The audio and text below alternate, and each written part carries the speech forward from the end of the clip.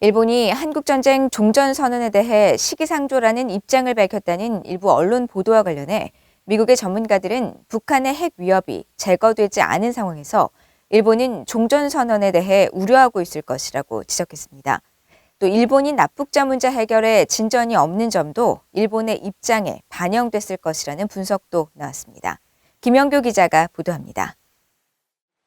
일본이 미한일 3국 협의에서 한국의 종전선언 제안에 대해 시기상조라는 입장을 밝혔다고 일본 교도통신이 지난 7일 익명의 외교 관계자를 인용해 보도했습니다. 스콧 스나이더 미국 외교협회 미한 정책국장은 8일 VOA에 북한의 미사일 시험 발사가 이어지는 상황에서 종전선언을 지지하는 건 일본 정부에게 정치적으로 말이 되지 않는 것이라고 진단했습니다. The Japanese government perspective, the push for end of war doesn't make sense, especially politically for them.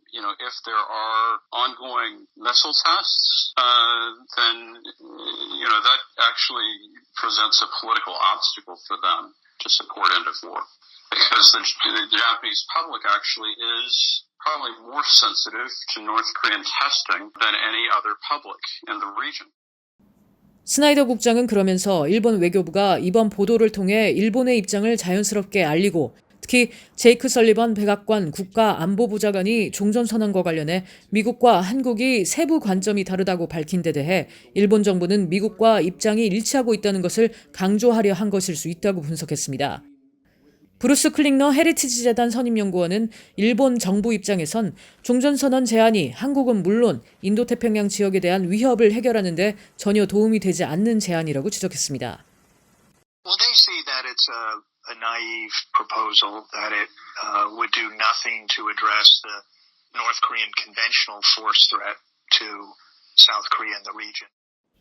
클링너 선임연구원은 한국의 문재인 정부가 종전선언과 관련해 국민의 동의를 얻기 위해 현실 세계에 아무런 영향을 미치지 않을 상징적이고 정치적이며 무의미한 문서라고 말하면서 그 유용성을 경시했다고 비판했습니다.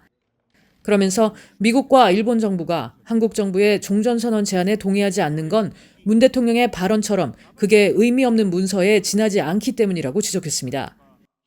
미국 스팀슨 연구소의 타츠미 유키 선임연구원은 일본에 있어 종전선언은 일본인 납북자 문제가 해결된 뒤에야 가능한 일이라고 밝혔습니다. 타츠미 선임연구원은 그러면서 납북자 문제 해결에 더해 북한의 비핵화가 이뤄지기 전에 일본이 종전선언에 동의하기는 어려울 것이며 그 두 가지가 일본이 한국의 종전선언 제안에 대해 주저하는 주요 이유일 것이라고 평가했습니다.